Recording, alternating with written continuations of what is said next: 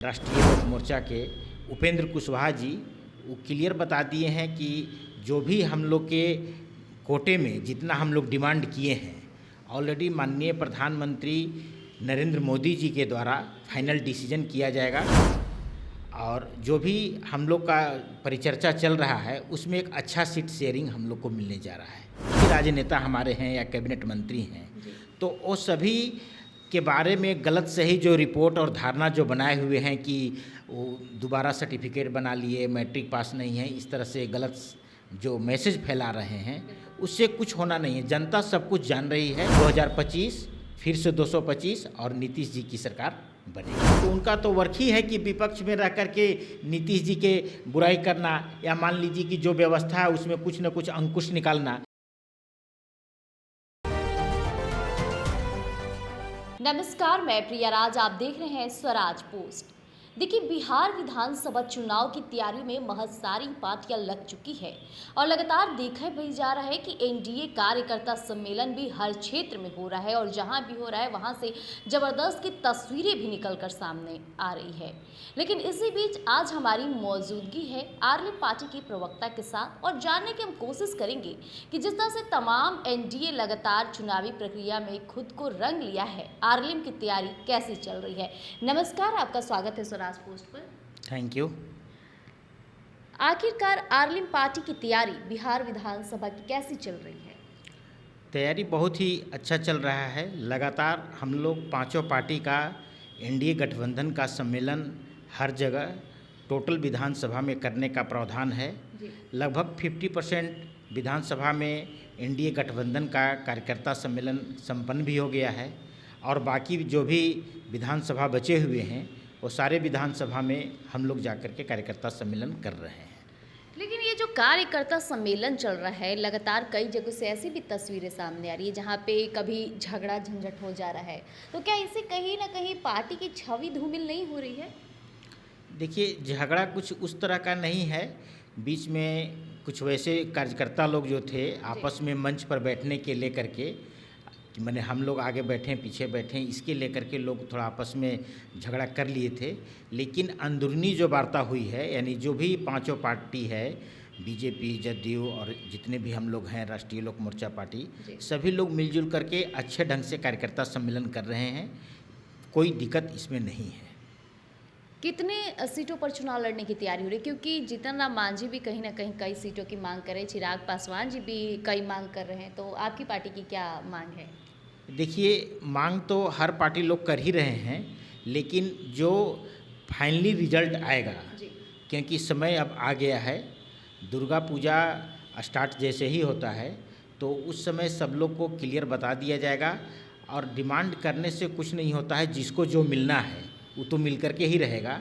और हमारे पार्टी के भी जो राष्ट्रीय अध्यक्ष हैं राष्ट्रीय लोक मोर्चा के उपेंद्र कुशवाहा जी वो क्लियर बता दिए हैं कि जो भी हम लोग के कोटे में जितना हम लोग डिमांड किए हैं ऑलरेडी माननीय प्रधानमंत्री नरेंद्र मोदी जी के द्वारा फाइनल डिसीजन किया जाएगा।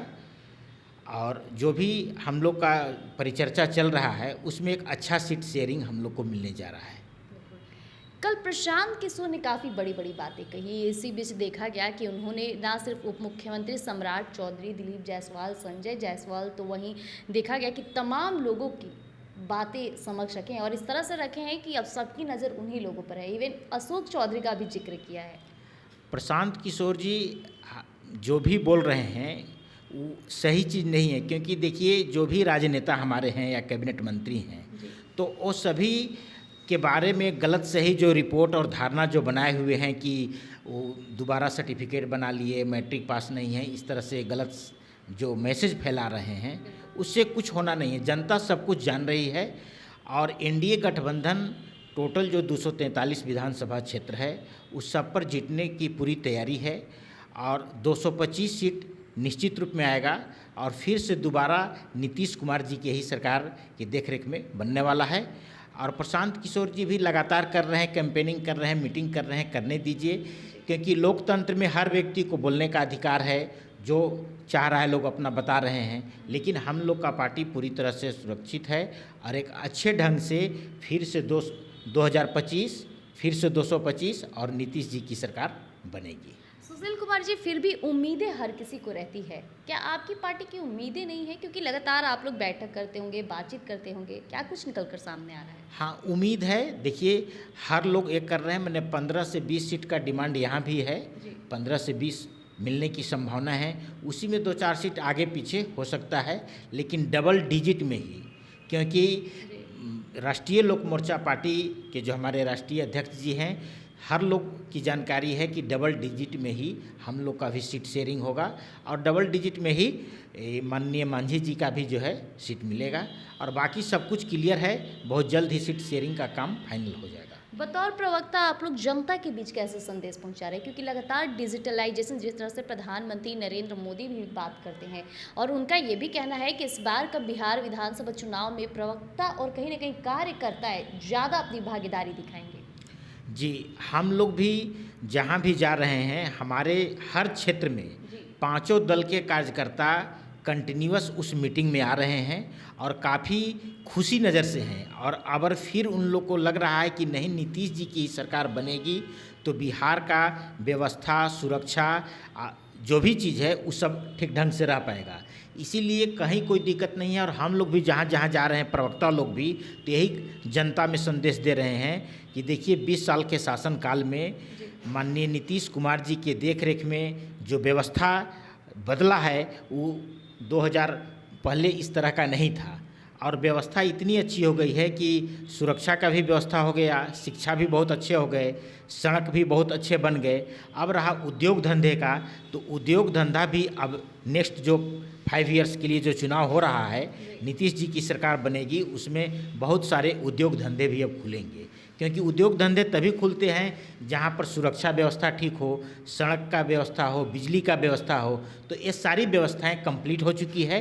अब सिर्फ उद्योग धंधे की वार्ता जो चल रही है वो भी हो जाएगा। लेकिन विपक्ष लगातार आरोप लगाते हैं, यानी तेजस्वी यादव बिहार अधिकार यात्रा कर रहे हैं और कहते नजर आते हैं कि बिहार में शिक्षा पलायन कहीं ना कहीं नीतीश कुमार पीछे पड़ जाते हैं। इसे लेकर क्या जवाब देंगे? देखिए, तेजस्वी यादव जी जो बोल रहे हैं उनको बोलने दीजिए, उसमें कहीं कोई दो रोक टोक नहीं है, क्योंकि हर व्यक्ति को बोलने का अधिकार है। और विपक्ष का मतलब ही है कि कहीं न कहीं कुछ न कुछ प्रॉब्लम दिखाएंगे ही, तभी विपक्ष का काम सफल होगा। अगर विपक्ष हमेशा पॉजिटिव वार्ता ही करे पक्ष में, तो फिर विपक्ष में रह कर के ही क्या करेंगे? तो उनका तो वर्क ही है कि विपक्ष में रह कर के नीतीश जी के बुराई करना, या मान लीजिए कि जो व्यवस्था है उसमें कुछ न कुछ अंकुश निकालना। लेकिन जनता तो इस चीज़ को देख रही है और जनता को सारा व्यवस्था भी मिल रहा है। देखिए कि बिजली का भी फ्री का व्यवस्था कर दिया गया, शिक्षा का काफ़ी सुधार हुआ, हर लोग को ग्रेजुएशन कर रहे हैं तो 50,000 रुपये दिए, बीपीएससी में कंप्लीट कर रहा है पीटी का एग्ज़ाम तो उसमें भी 50,000 रुपया दिया जा रहा है, इंटर पास कर रहा है तो दिया जा रहा है, आरक्षण लेडीज लोग को 33% दे दिया गया। तो सारा व्यवस्था तो किया ही गया। अभी फिर देखिए कि 10,000 रुपये जितने भी गरीब लेडीज पर्सन हैं उन लोग को रोज़गार खोलने के लिए, रोज़गार की व्यवस्था के लिए 10,000 रुपया देने का प्रावधान है। जो ग्रेजुएट कंप्लीट करके बैठे हुए हैं उनको 1,000 रुपया पर देने का अधिकार है। तो मान लिया जाए कि सब कुछ का व्यवस्था नीतीश जी सरकार के द्वारा किया गया। अब वो विपक्ष का काम ही है कुछ न कुछ लोकतंत्र में बोलते रहना, उन लोग को बोलने दीजिए। लेकिन काम बहुत अच्छा हो रहा है और बिहार की सरकार बहुत अच्छे ढंग से 20 साल चलाई है और फिर दोबारा नीतीश जी के देखरेख में ही सरकार बनेगी बिहार में। तो अभी आपने आरएलएम प्रवक्ता सुशील कुमार सिंह को सुना। उन्होंने साफ तौर पे जिस तरह से आरएलएम पार्टी की मजबूती की बात की, तो वहीं हर जगह देखा जा रहा है कि एनडीए कार्यकर्ता सम्मेलन चल रहा है। हालांकि इस सम्मेलन से नोक झोंक की बातें भी निकलती सामने आ रही, उस पर भी इन्होंने करारा जवाब दिया। और विपक्ष लगातार बिहार के मुख्यमंत्री नीतीश कुमार के शासनकाल पर सवाल उठा रहे हैं, लेकिन सच्चाई सबके सामने है। लगातार दिन प्रतिदिन जिस तरह से धरातल पर योजनाएं उन्हें जवाब देती नजर आ रही है आने वाली सरकार में। इन्होंने भी जिस तरह से कहा कि अब 2025 में फिर से नीतीश कुमार आने वाले हैं। फिलहाल के लिए इतना ही। ऐसी तमाम खबरों के लिए हमारे साथ बने रहिएगा स्वराज पोस्ट पर। धन्यवाद।